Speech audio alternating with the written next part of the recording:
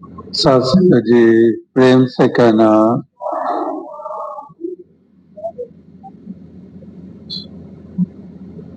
सत्संगत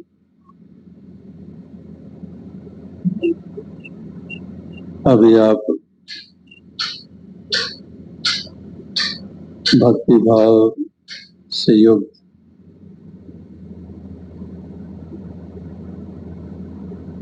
गीत कविता व्याख्यान के रूप में उन्हीं भावों को जो शब्दों का रूप दिया जा रहा था उसको श्रवण कर रहे थे और उन वचनों का आनंद महसूस कर रहे थे। ऐसे वचन श्रवण करने के लिए भक्त हमेशा लालायित रहता है, क्योंकि ऐसे वचन श्रवण करके मन जागरूक होता है, मन सुचेत हो जाता है, ताकि मन की लगन ऐसी बनी रहे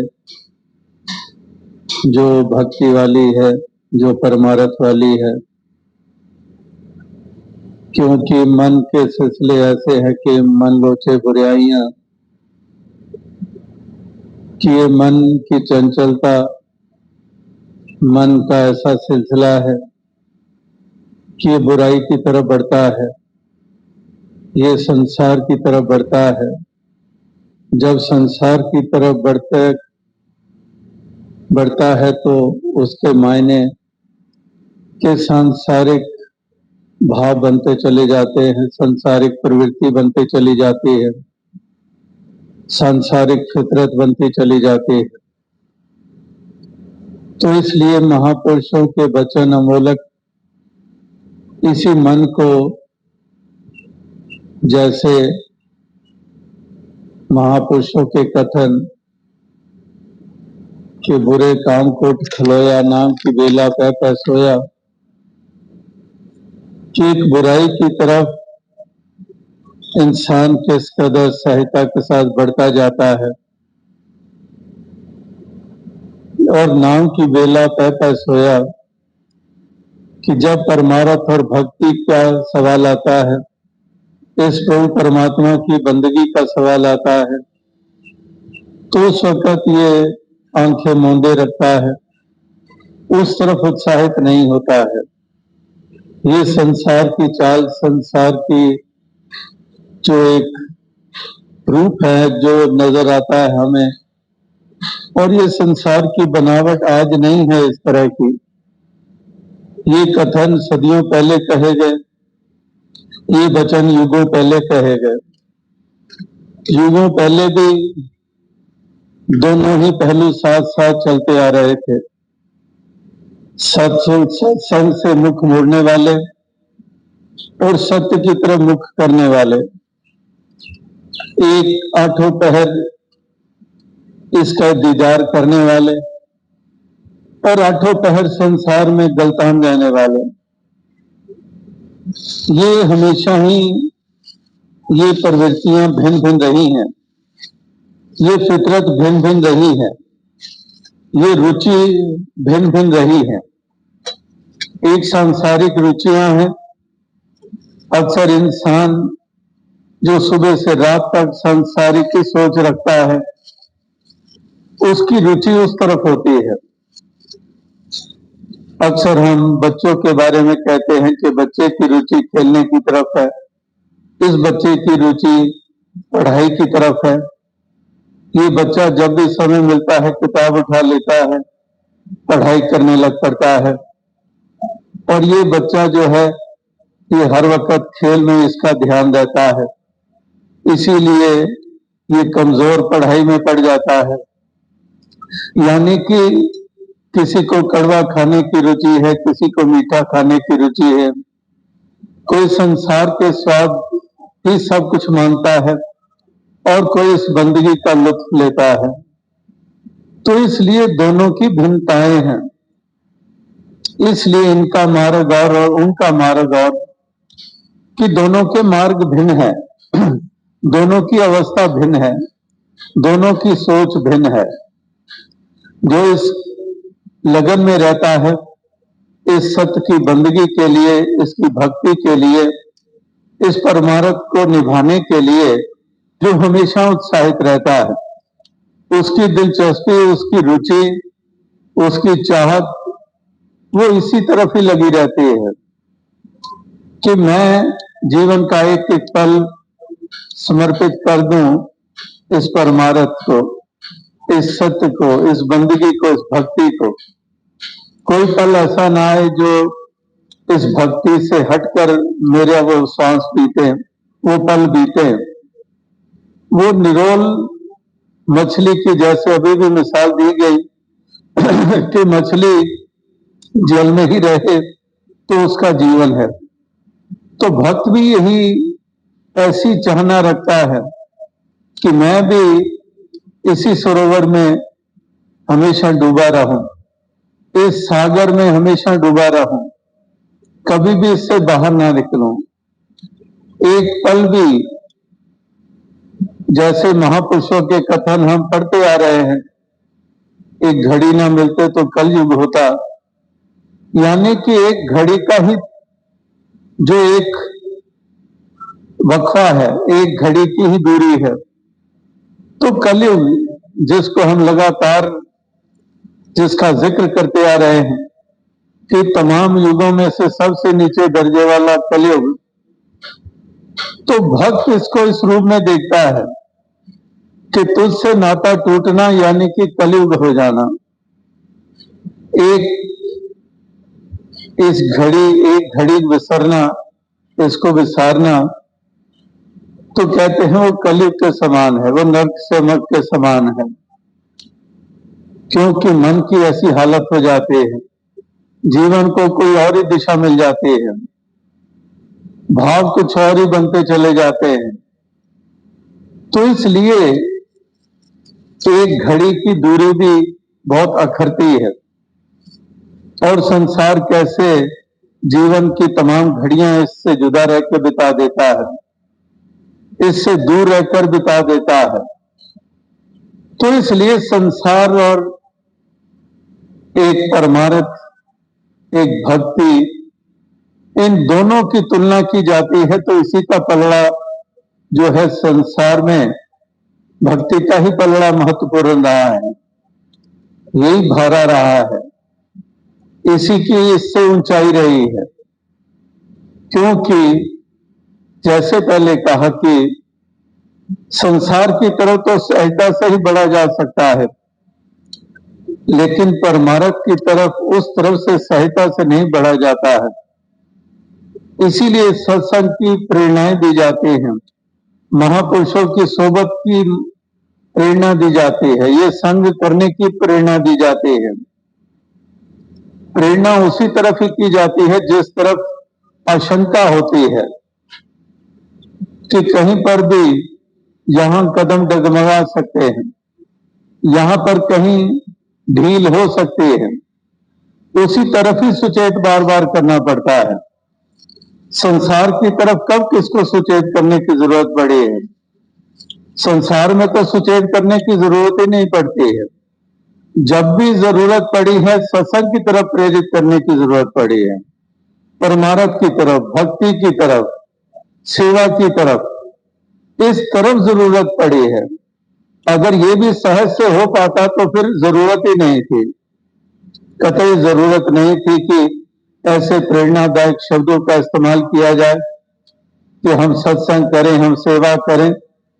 हम सिमरन करें, हम परमार्थ पर चले, हम नेकी से जीवन जिए, हम ऊंचे इखलाक वाले बने। अगर ये सहज में ही हो जाता तो वो तो फिर हर इंसान इस धरती पे बसने वाला वो वाकई ऐसी एक अवस्था में आ चुका होता। लेकिन यही बड़े चैलेंजेस हैं, दुनियावी अचीवमेंट्स के लिए हम कहते हैं कि ये चैलेंजेस हैं। आज इतनी कंपटीशन का युग है, आज करियर वाइज या एजुकेशन वाइज जहां पर कंपटीशन इतना, जहां पर पहले कॉलेज लेवल पे सोचते थे कि या सीनियर स्कूल पे जब पहुंचते थे तो तब कहीं जाकर 80% एंड अबाव की बातें होती थी, और अभी कहाँ पर छोटी क्लासेस, अभी बच्चे स्कूल जाना शुरू हुए हैं तो वहीं पर ही हाई परसेंटेज की बातें शुरू हो गई हैं। एडमिशंस कितनी मुश्किल होती जा रही हैं उसकी बातें हो रही हैं। तो यानी कि इस प्रकार से जहां पर ये पहलू हमारे सामने आते हैं, तो इसलिए महापुरुष संतजन यही सुचेत करते हैं, जैसे बच्चों को सुचेत करते हैं कि बच्चे तू पूरी मेहनत कर, तू पूरा इस तरफ ध्यान दे, वरना तो ये कंपटीशन का युग है, बहुत से पड़े हुए हैं जो बाजी ले जाएंगे, तो तूने भी अगर उसी कतार में खड़े होना है बाजी ले जाने वालों में,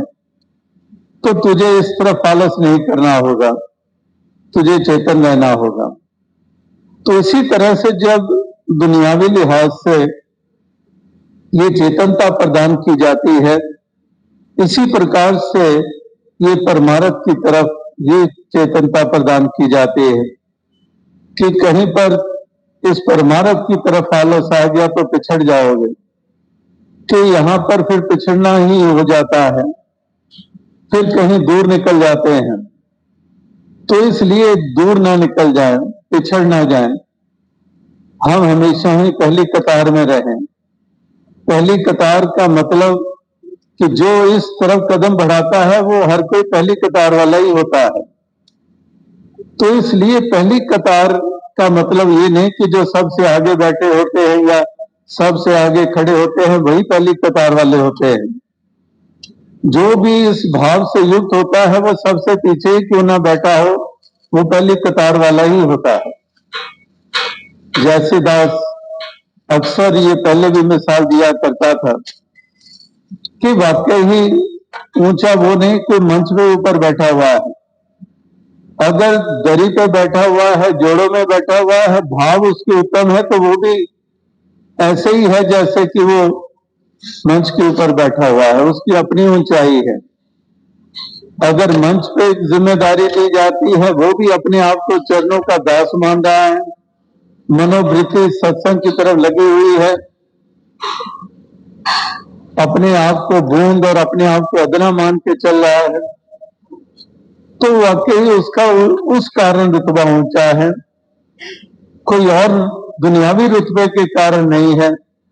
कोई और विशेष जिम्मेदारी मिल जाने के कारण नहीं है। रुतबा वही है ऊंचा जहां पर ऊंची सोच है, जहां पर ये ज्योत जगी हुई है, जहां पर भावनाओं में उत्तमता है, जहां मन की निर्मलता है, जहां पर आदर और सत्कार के भाव हैं, वहां पर ही वो ऊंचाई हुआ करती है। तो इसलिए भक्तजन, महापुरुष, संतजन इस भाव से युक्त होकर ये अपने परमार्थ के रास्ते पे चलते चले जाते हैं, ये बंदगी उपासना ये करते चले जाते हैं, ये सच्ची प्रीत निभाते चले जाते हैं, और यही प्रार्थना अरदास करते हैं कि दातार ऐसी कृपा कर कि हम हमेशा ही आठों पैर तुझ संग ये मन का नाता जोड़े रखें, कि तेरे संग ही ये नाता हमेशा जुड़ा रहे, ये कोई और बाकी बचे ही ना, कोई स्थान रिक्त ही ना रहे, कोई ऐसी खला बीच में ना रहे, कोई बीच में कोई ऐसी जगह ही ना रहे जहां पर कुछ और भाव को स्थान दे पाऊं। मेरी प्राथमिकता, मेरा ध्यान इसी तरफ रहे। जैसे वो भी सूफी संतों के वचन हम निरंतर पढ़ते हैं कि हज काबा करन जरूर जाइए, जो दर्शन पान तो वेल मिले, कि दर्शनों से कहीं पर रुखसत मिले, फुर्सत मिले, तो कहीं भी हम कहीं और जाएं। वही बात जो शरा और इश्क की लगातार चलती चली आ रही है। पहले भी इश्क हकीकी की बातें हुई हैं और दूसरी तरफ शरा की बातें हुई हैं। तो अब साथ संगत वही बात कह रहे हैं कि मैं नमाज नू जावा किस वेले, कि मैं कब जाऊं, मैं तो पहले ही इसके रंग में रंगा हुआ हूं, पहले ही मेरा ये कार्य जितना बड़ा कार्य है इसी को पूरा करने में लगा हुआ हूं। तो और साथ संगत कहने का तात्पर्य यही है कि जिनको ये लगन लग जाती है वो लगन कहीं पर उम्र की भी मोहताज नहीं है। ऐसी ये लगन छोटे छोटे बच्चों में भी देखी जाती है, ऐसी लगन किशोरावस्था में भी देखी जाती है, ऐसी लगन नौजवानों में भी देखी जाती है। जो नौजवानी की उम्र एक सीधे से जब नौजवानों का जिक्र ही आता है तो उसी वक्त हमारा ध्यान चला जाता है वो बहकी हुई चाल, वो भटकी हुई चाल, वो नशे, वो लड़ाई, दंगे फसाद इत्यादि, और जो वाकई संसार में हमें देखने को मिलते हैं वो पहलू। लेकिन वो भी नौजवानी की उम्र है जिनमें ऐसी लगन है, जो सत्संग की तरफ हमेशा उत्साहित, सेवा की तरफ उत्साहित, परोपकार की तरफ उत्साहित, प्रचार की तरफ उत्साहित, ऐसी लगन वाले इस उम्र में भी हैं। जिस उम्र को संसार में किसी और दृष्टि से देखा जाता है, क्योंकि बहुत से ऐसी जवानी की उम्र में गुजरने वाले उस उम्र को भी कुछ और रूप देते चले जाते हैं। वही शायर का शब्द भी ध्यान में आता है, जो शायर ने कहा कि जवानी की उम्र होती है संभलने के लिए, लेकिन इसी उम्र में फिसलते लोग क्यों हैं, कि वाकई यही उम्र होती है संभलने के लिए। ऐसे पड़ाव में हम पहुंचते हैं जीवन के, यानी कि इस प्रकार से बाल अवस्था, भक्त प्रहलाद हो, संत ज्ञानेश्वर हो, कितने ही ऐसे पात्र हमें इतिहास के पन्नों में मिलते हैं और आज के दौर में भी देखे जाते हैं कि छोटे छोटे बच्चे भी इतना मन में सत्कार का भाव, अदब का भाव, शब्दों का चयन इस कदर के जैसे कोई बूढ़ा बुजुर्ग है इस तरह से शब्दों का इस्तेमाल करेंगे, यानी कि उनमें ऐसी जागरूकता आ गई है, वो रियलाइजेशन, वो अवेयरनेस इस उम्र में ही आ गई है, किशोरावस्था में आ गई है, जवानी की उम्र में आ गई है। यानी कि उम्र के तकाजों से आगे ये लगन, ये भाव, ये देखे जाते हैं वाकई ही अनेकों में। और इसलिए किसी उम्र वाला हो उसकी महत्ता है, जिसको ऐसी लगन लगती है, जो ध्यान जिसका इस और हमेशा रहता है, उठते बैठते सोते जागते, जो इस पहलू को हमेशा महत्ता देता है, वो फिर बुजुर्ग है, जवान है, बच्चा है, वो हर किसी की महत्ता है, उस जीवन की महत्ता है, उसका रुतबा है। जो संसार के तमाम लोग इस संसार में विचरण करने वाले वो रुतबा ना प्राप्त कर पाए, बहुत साथ संगत इसीलिए संत महात्मा भक्त जनों के जो कथन हैं वो इसी तरफ ही अग्रसर करते हैं, इसी तरफ ही हमारा ध्यान दिलाते हैं। इसीलिए ये अमलीक लाल रतन कहा गया है कि अमलीक लाल रतन है, ये ज्वारात है, इसको सुनकर और इसको धारण करके इन वचनों को अपनाकर वाकई हम सच्ची कमाई कर लेते हैं, क्योंकि इसको अपना लिया। अपना लिए का मतलब कि अब उसके ऊपर चल निकलेंगे, इसको धारण कर लिया, वो रेखा मिल गई, वो एक ऐसा हमारे लिए हमें ट्रैक मिल गया है जिसके ऊपर ये गाड़ी आगे बढ़ानी है। तो इस तरह से महापुरुष संत जन इन वचनों को महत्ता ये देते आए और इसी के ऊपर फूल चढ़ाते हैं अपने जीवन को वो दिशा देकर। इसीलिए महापुरुष संत जनों के जीवन में हमें यही उजागर पहलू नजर आता है और उसी की शोभा होती है। आज भी जिक्र हो रहा था कि कैसे समाज में रहने वाले जब इन्हीं भक्तों के जीवन को देखते हैं, ये निष्काम सेवा में लगे हुए हैं, देश को मजबूत करने में लगे हुए हैं, ये किस प्रकार से हर उस पहलू को सर अंजाम देने के लिए उत्साहित रहते हैं, तो वो किस कदर यश करते हैं, सत्कार का भाव पैदा होता है कि आज के जमाने में ऐसा हो सकता है क्या, आज के दौर में ऐसा हो सकता है क्या, जहां पर सब आपाधापी में पड़े हुए हैं, जहां पर इतनी इर्रेस्पॉन्सिबिलिटीज के साथ गंदगी फैला रहे हैं, इतनी रिस्पॉन्सिबिलिटीज के साथ नाना प्रकार के फजूल की बातों में उलझकर समाज और देश को कमजोर करते चले जा रहे हैं। तो आज के दौर में ऐसा ये संभव हो सकता है क्या? तो कितने लोग अपनी आंखों से देखते हैं जब भक्तों, महापुरुषों को, जवानों को इस कदर तल्लीन देखते हैं, ऐसे महान कार्यों में जो जुटे रहते हैं, वाकई उनके लिए अचंभे की बात कि ये आज के दौर में तो संभव नहीं है। कुछ बरस पहले बिहार में गया, जो बोध गया जिसको हम जानते हैं, तो वहां पर बिहार का प्रांतीय समागम था और वहां पर अपने महापुरुष वहां पर पोस्टेड थे हाई पोजीशन के ऊपर, और उनके बहुत सीनियर ऑफिसर्स के साथ उनका उठना बैठना। तो समागम, पहले शोभा यात्रा हुई, समागम हुआ और समागम संपन्न हो गया और साथ ही सर्किट हाउस में ही हम रहे थे और वहीं पर है रात को आए मिलने के लिए, और मिलकर एक ही उनकी जुबान के ऊपर शब्द, वो आईपीएस ऑफिसर्स वो कहने लगे, इट इज अटर डिसबिलीफ। क्या ये बिहार में है? सब पंक्तियों में कोई धक्का मुक्की नहीं, कोई शोरगुल नहीं,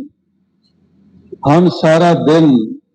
we are in service for a long time and we are posted in different parts of Bihar, it is utter disbelief. कि इतनी शांति, इतना डिसिप्लिन,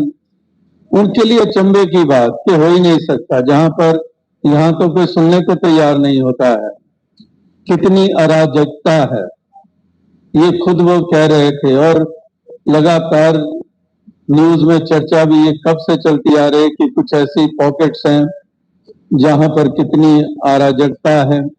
कितनी इनडिसिप्लिन है, कोई मानता नहीं है। तो दास वही बात कह रहा था कि वहां पर भी प्रभाव पड़ा, ऐसे ऑफिसर्स के ऊपर प्रभाव पड़ा कि जो कभी सोच ही नहीं सकते कि यहीं के वासी हैं, यहीं के लोग हैं,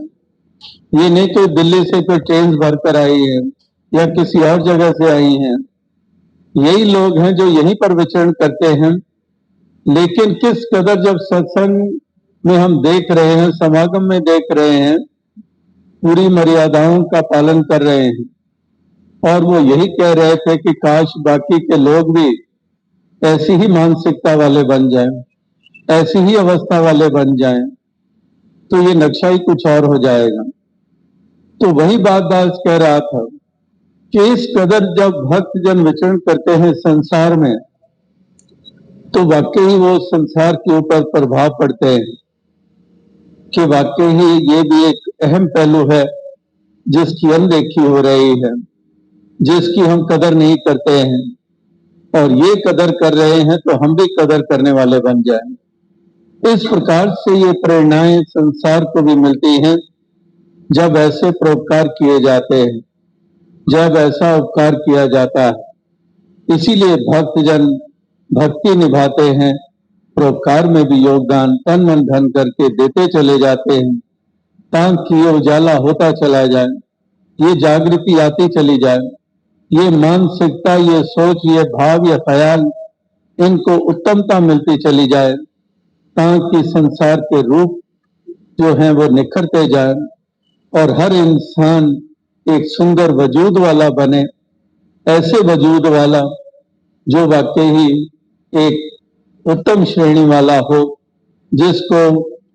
जिसके बारे में लगातार जिक्र हो रहे हैं कि वाकई ये उत्तम रचना है प्रभु की। ये सारे जीव जंतुओं के मुकाबले में जिस इंसान की योनि में आने को उत्तम योनि मानते हैं और ये प्रभु की उत्तम रचना मानते हैं, तो वाकई इसको साबित करने के लिए वो रूप धारण करना, वो सोच और भाव, उन उसूलों को अपनाना उसके बगैर संभव नहीं है। तो इसलिए महापुरुष संत जनों ने आज भी यही भाव सबके समक्ष रखे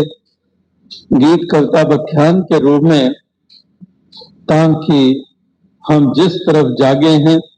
इसी तरफ जागे रहें। जिस संग नाता जुड़ा है इस संग नाता जुड़ा रहे और हम हमेशा ही अपनी सोच को ऊंची सोच बनाए रखें। कहीं पर भी नकारात्मक हमारी सोच ना बने, कहीं पर भी हमारे भाव छोटे ना पड़े। और वो भी एक पहले भी दास ने एक दो दफा जिक्र किया कि महापुरुषों की कैसी सोच होती है। जब समागमों की लड़ी में सिल्वर जुबली समागम हुआ, 25वां समागम हुआ, तो चारों तरफ इतनी जोश संतों में, इतना उत्साह सेवा के लिए,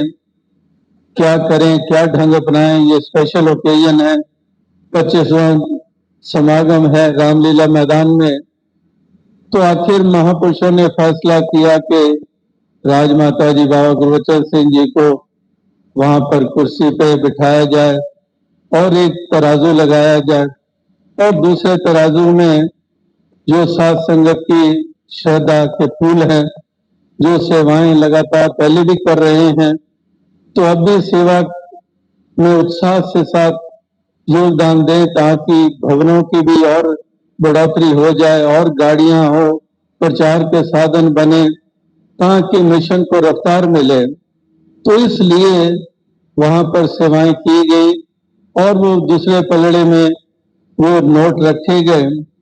तो इतने संतों के उत्साह के जब नोट पलड़े में रखे गए, तो